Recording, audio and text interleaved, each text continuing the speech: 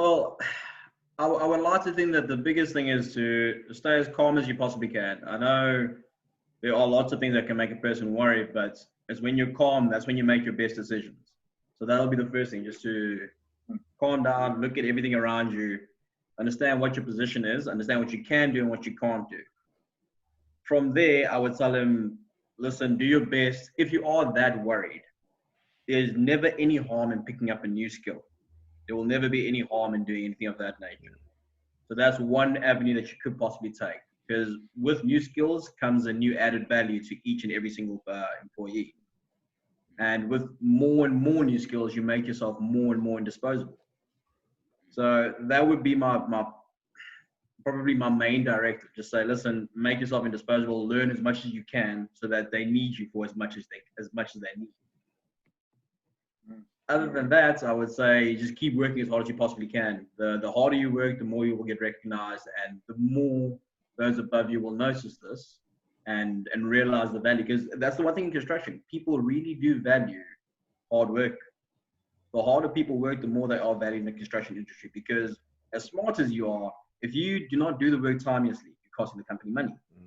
Yeah. If you do the work slightly incorrectly, you're costing the company money. And unfortunately, we work with money.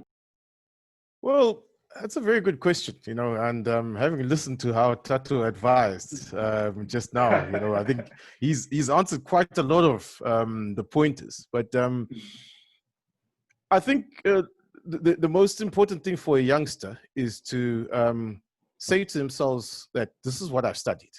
My lot is in this, right? So you need to make the most of it, having a positive attitude, and also doing a SWOT analysis, so to speak, like Tato touched on that, doing a SWOT analysis and seeing, right, these are my strengths, these are my weaknesses. Okay, there's an opportunity there, and then here's the threat, COVID-19.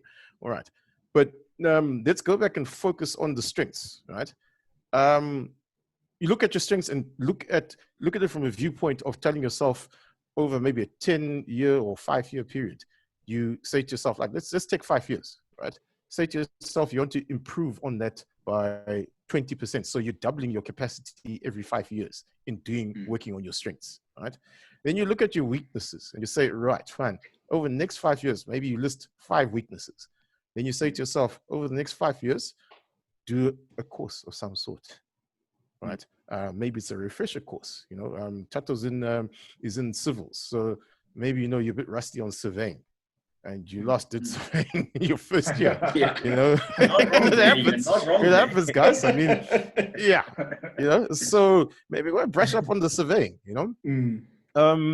We're moving in the digital age, and people who are able to apply construction software in this day and age. I mean, you look at BIM, building information management. Start taking an interest in those type of things. All right, take an interest as well in green buildings. That's the future.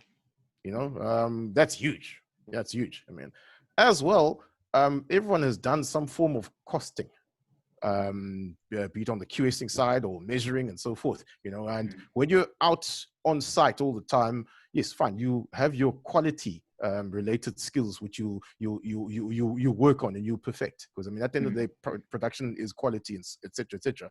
And we tend to neglect the cost side, managing and being sharper with costs. So a quick refresher on your QSing and your measuring side, and then also making yourself relevant, again now in this day and age with the COVID-19, make yourself relevant and take an active interest in the health and safety. Like I keep harping on that, on the health and safety.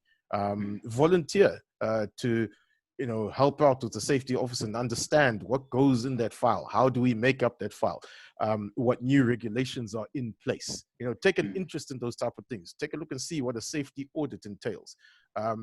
Little things like, for instance, what resources the safety officer needs to maintain that state of audit proficiency, 95+%, etc.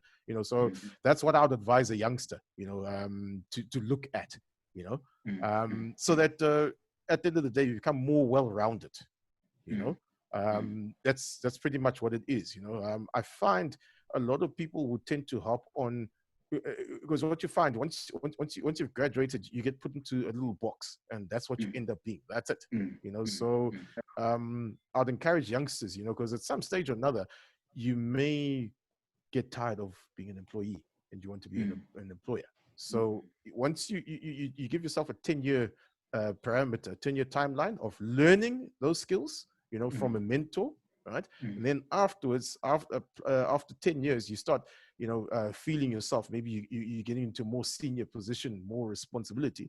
And you get to a point like now where you look at your skill set after 15 years, then you say to yourself, right, let me polish up on this, polish up on that, et cetera, et cetera. So when I'm a one-man show, I'm able to do my own cost reports. I'm able to do my own programming.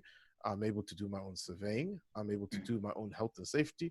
I'm able to do my own BIM, building information management. And, you become a better, well-rounded individual as such. So that's what I'd advise, kids not to have tunnel vision, and say, I am this, that's it.